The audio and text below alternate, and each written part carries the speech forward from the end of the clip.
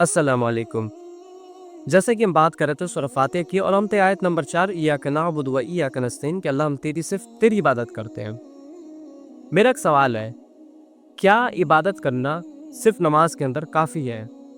जैसा कि मैंने आपसे बताया था कि नमाज के अंदर सिर्फ रुकू कर लेना ये काफ़ी नहीं है, बल्कि नमाज में जिस तरह से हम अल्लाह रब्बुल इज़्ज़त के आगे हाथ बांध के खड़े होते हैं, सजदे करते हैं, रुकू करते हैं, आजिज़ी इख्तियार करते हैं, अपनी नज़रों को झुकाते हैं, बिल्कुल यही चीज़ हमें नमाज के बाहर भी होनी चाहिए।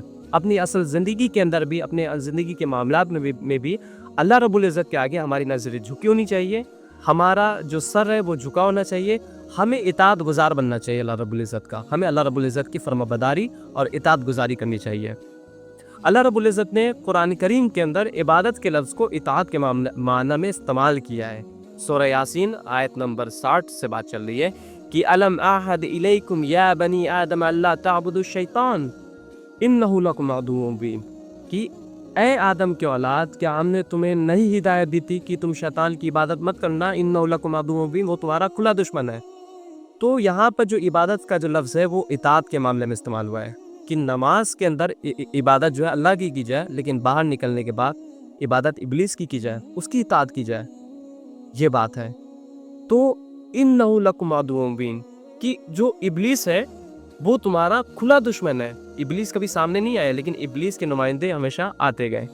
कभी इब्लीस वाया फ़िरौन था, कभी इब्लीस वाया नमरूद था, कभी इब्लीस वाया क़ारून था, कभी इब्लीस वाया अबू जहल, अबू लहब, इस तरह से इब्लीस के नुमाइंदे बदलते गए, लेकिन इबादत किसकी की गई? इब्लीस की। फिर आगे फरमाई कि वअनिअबुदूनी हाज़ा सिरातुम मुस्तक़ीम, कि तुम मेरी इबादत करो और ये सीधा रास्ता है। इबादत सिर्फ जो है वो नमाज में नहीं, बल्कि इताअत भी जो है वो इबादत का हिस्सा है। इसके अलावा सूरह ज़ुमर के अंदर जो इबादत का जो लफ्ज़ है वो इताअत के माना में इस्तेमाल हुआ है। शुरुआती आयत है बिस्मिल्लाहिर्रहमानिर्रहीम तंज़ीलुल किताबि मिनल्लाहिल अज़ीज़िल हकीम, कि ये जो किताब है वो नाजिल की है अल्लाह ने, अल्लाह की तरफ से नाजिल की गई है, अज़ीज़िल हकीम, कि जो अजीज़ है और हकीम है। और आगे फरमाए कि इन्ना अंज़लना इलैकल किताब बिल हक़्क़ फ़अब्दिल्लाह मुख़लिसीन लहुद्दीन, कि ये जो है यकीनन हमने तुम्हारी तरफ नाजिल किया है एक मकसद के साथ, हक़ के साथ नाजिल किया है। तो फ़अब्दिल्लाह, तो तुम अल्लाह की इबादत करो।